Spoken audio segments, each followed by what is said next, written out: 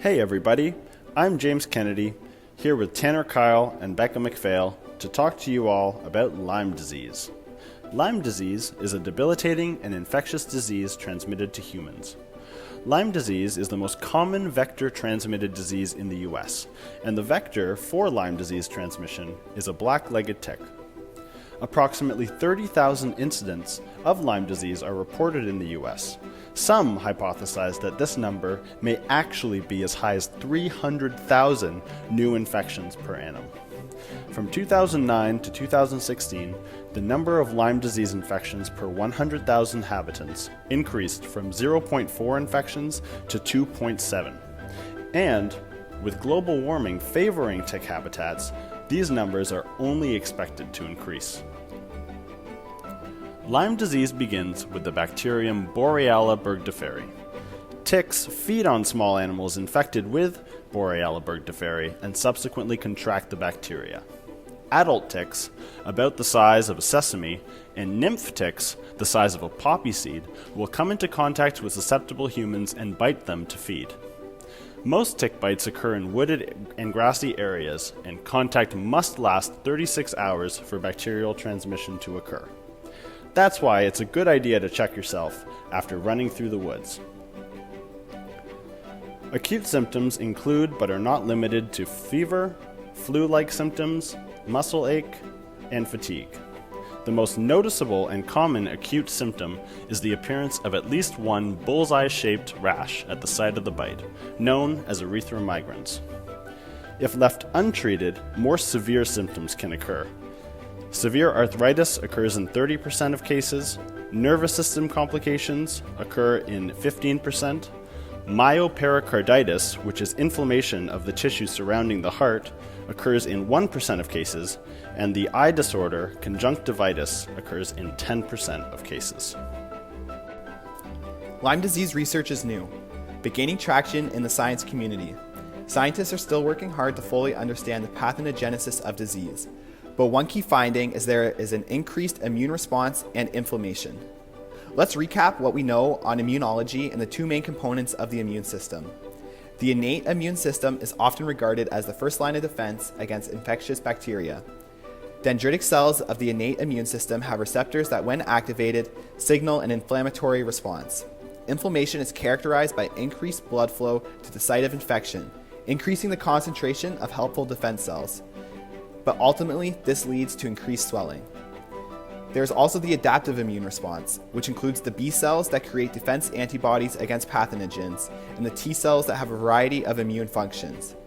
This response is not as important when discussing the cause of inflammation in Lyme disease, however.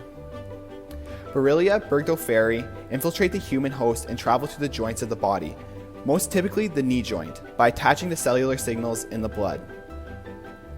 In the knee joint, there is a layer of articular cartilage. This provides cushion between the two bones so that they do not painfully interact with each other. Within the joint is the joint cavity filled with synovial fluid. Synovial fluid comes from the synovial membrane that lies inside of the joint capsule. In the case of Lyme arthritis, the synovial membrane is the place of excess inflammation, leading to excessive recruitment of immune cells, swelling, and eventual degradation of the cartilage, leading to pain. Once at the joints, Borrelia burgdorferi contains a variety of exposed lipoproteins, like flagellin, that can activate toll-like receptors on cells of the innate immune system. Activation of these innate cells, including dendritic cells, leads to an important antimicrobial pathway, such as the rapid influx of white blood cells. This, however, also leads to the secretion of pro-inflammatory cytokines, such as interleukin-1 beta and interleukin-8. Borrelia burgdorferi infection also induces the release of cyclooxygenases, which in unfavorable amounts induce the production of metalloproteinases that may erode bone density and cartilage.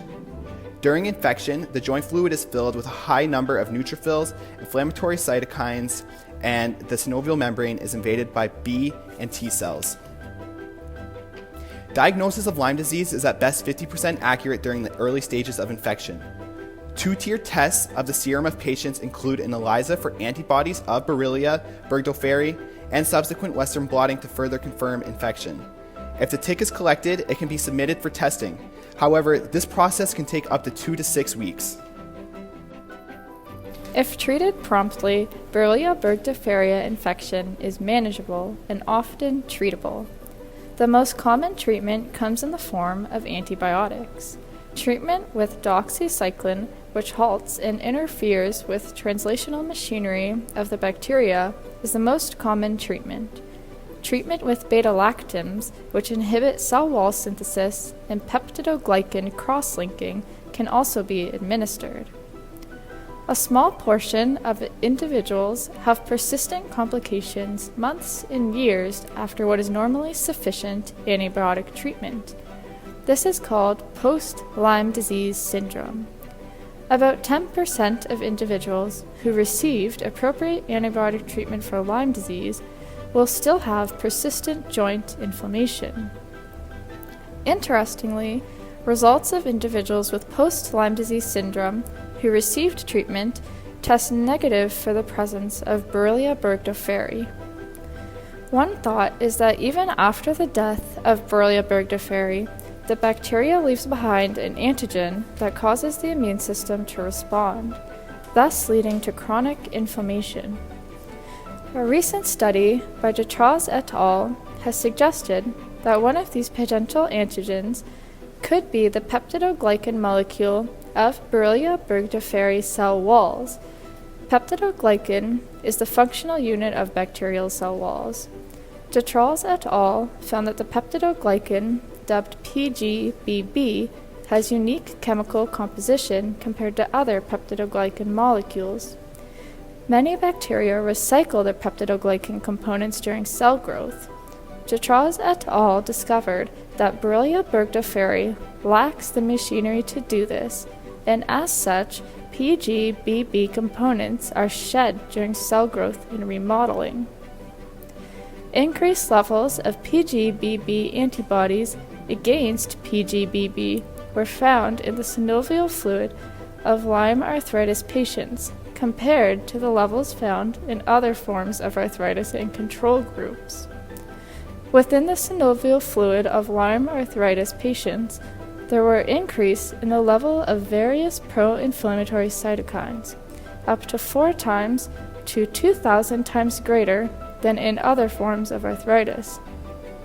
Finally, they showed that injection of purified PGBB resulted in mice to develop acute arthritic symptoms. Lots of new and exciting research is being done to understand the pathogenesis of Lyme disease. Understanding how the peptidoglycan and other long-lasting antigens persist in the infected joints would be very valuable. Another area of interest, your dog can get vaccinated for Lyme disease, but you cannot. A viable Lyme disease vaccine is not on the market for humans. If we were able to make one and provide it to the population, our fears of Lyme disease would be over. Thanks for watching, and if you like this video, clap really loud and participate in the discussion.